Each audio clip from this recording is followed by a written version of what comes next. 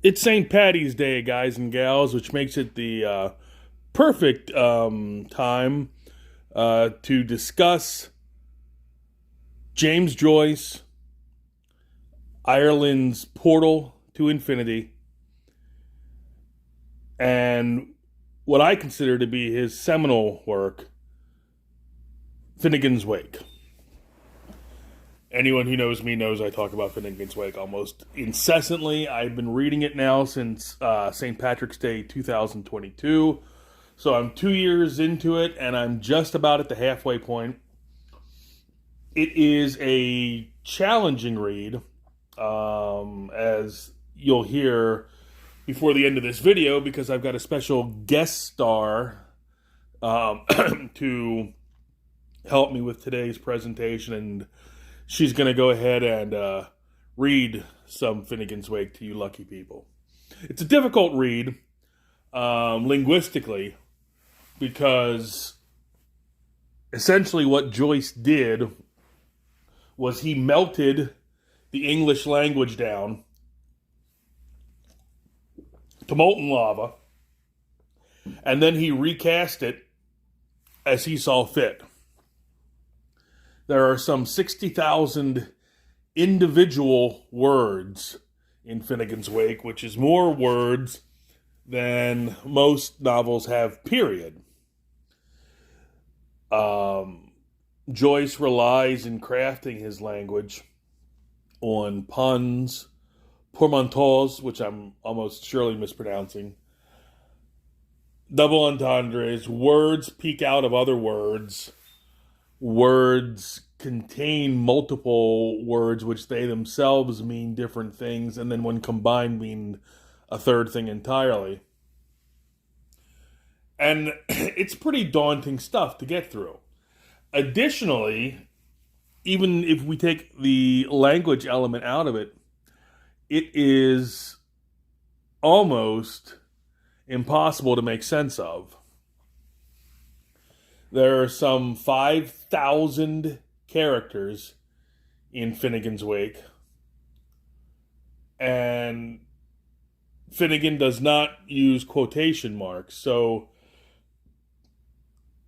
it's virtually impossible to know ahead of time who's speaking. You kind of have to get into the sentence and figure it out from there.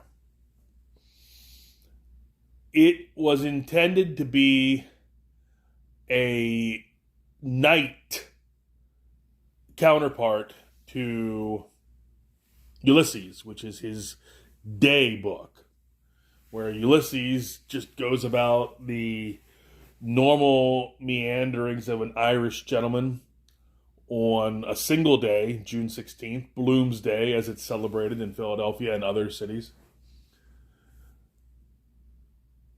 Finnegan's Wake is a dream, and it has to be regarded as a dream. So time is more or less meaningless. Everything's sort of happening in one big now.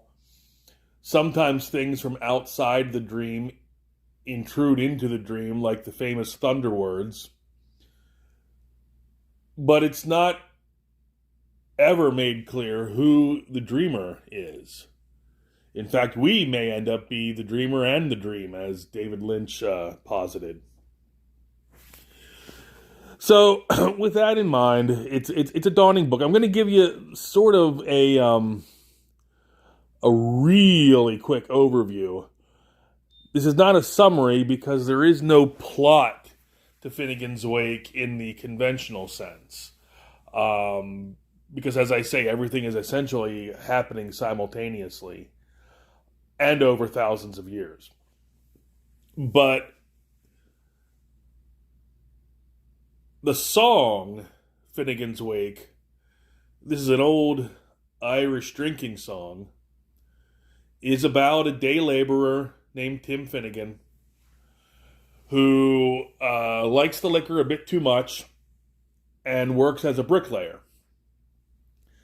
And one morning, he had a couple wake-me-up shots, and he staggered off to work, and he had more than he thought he had, And so his head got a little swimmy, and halfway up the ladder, he fell from the ladder and broke his skull. And so they took his corpse home, and they held a wake for him. The body is present for the wake, and it was a wake and a feast and sort of a funeral service all at once. And more than one woman was crying for his loss. And the women all sort of became aware of each other all at once. They start fighting. Their husbands and significant others start fighting. It's a row and a ruction going on between woman to woman and man to man. And in the heat of the battle, someone throws a bottle of whiskey at someone else who ducks, and the bottle shatters against the back wall, and the whiskey scatters all over town. Now, this is where it's kind of interesting to talk about the etymology of the word whiskey. Whiskey comes from the word usquebaugh, which means water of life.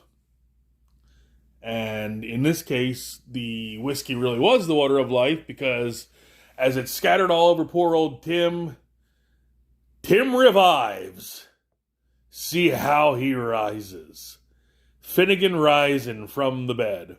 And he looks at everyone and says, "What the heck are you throwing your whiskey around for? Did you think I was dead?" Now that's an old Irish drinking song, and I'm positive that it's being sung in shenanigans pubs all over the eastern seaboard. But Joyce saw in the song an allegory for the fall and redemption of mankind. And that gave him the germ, or the launch pad, to write this novel. Coming in at, my edition is 628 pages.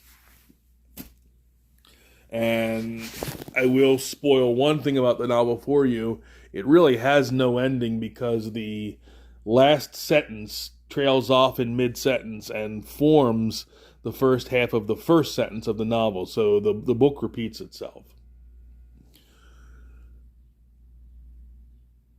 Essentially, what happens in the novel, or the events that occur, and again, it's not useful to get hooked on the idea of a timeline, is first, Ireland is formed, and it's formed by this huge Leviathan, Brobdingnagian Finnegan, who collapses to the ground, and his body, his corpus, forms the land that is Ireland.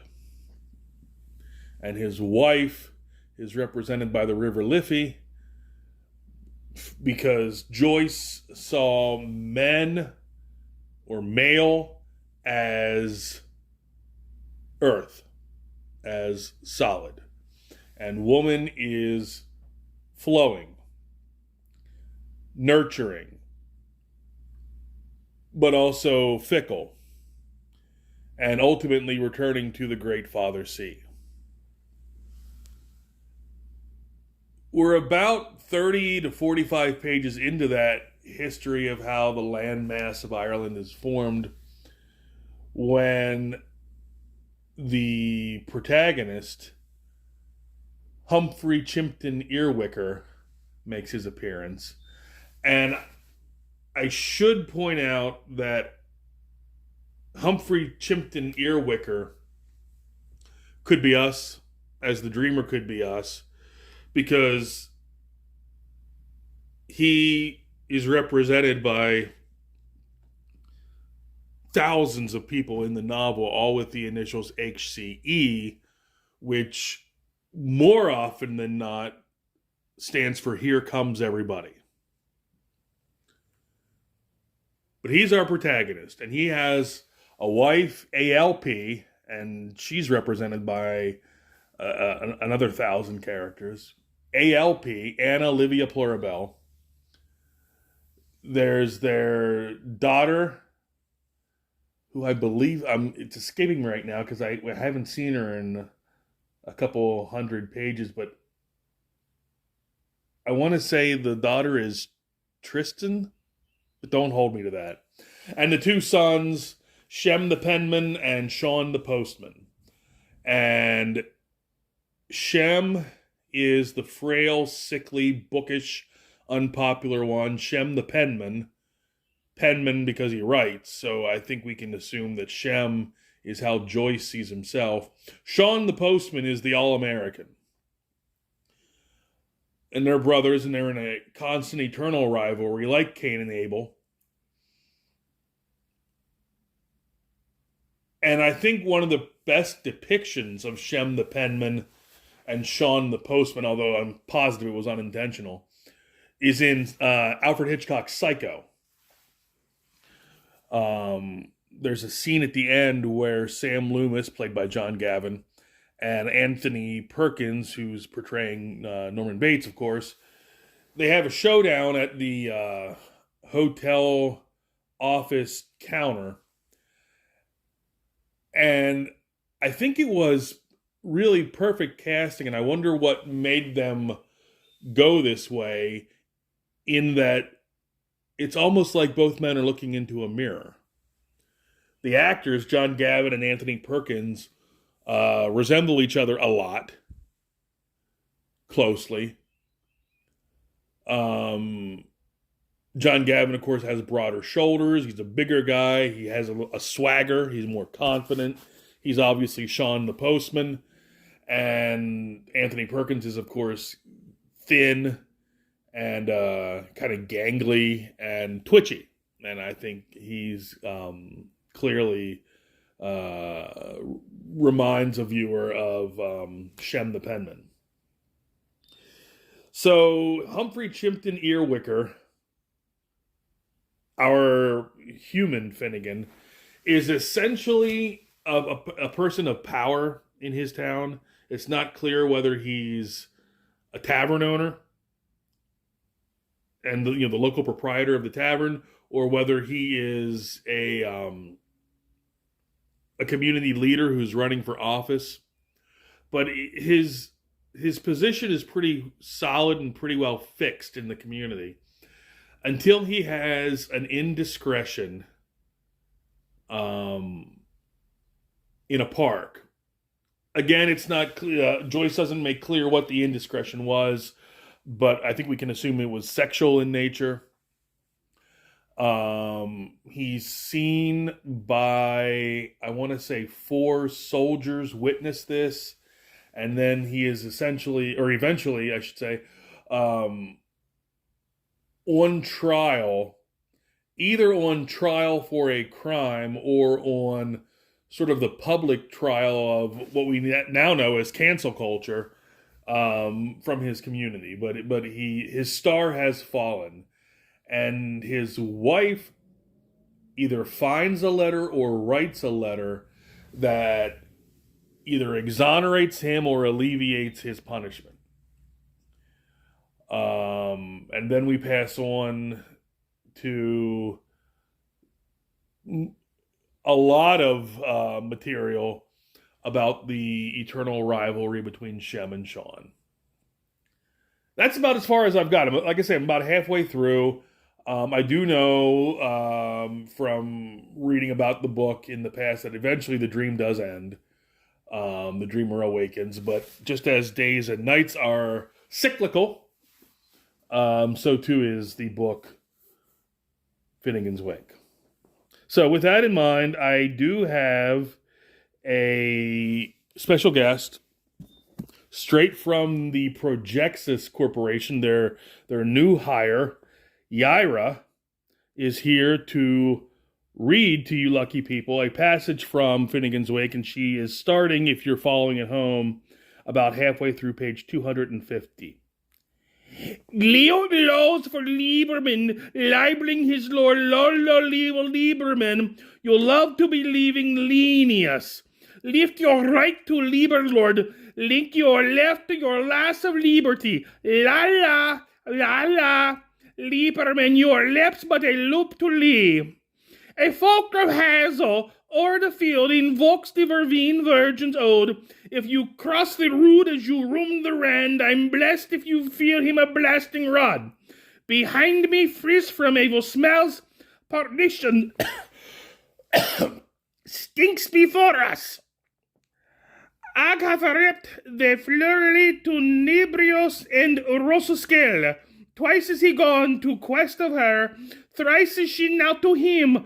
So see we so says seed we sow. And the prune keeper, no, I apologize. And the prune queen killed her kirtles up and set out.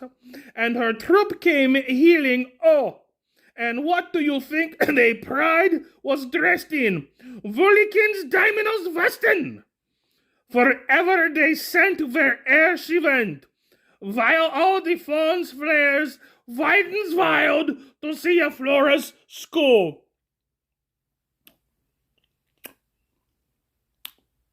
Winter is coming. All right, I'm going to cut you off there. YAIRA, don't give away everything at once. But I thank you for taking some time out of your day in the courtyard of the Projectious Corporation to come and enthrall us with your interpretation. With that in mind, this has been Tom Tuttle. And this has been YAIRA. It was meant to be a death blow.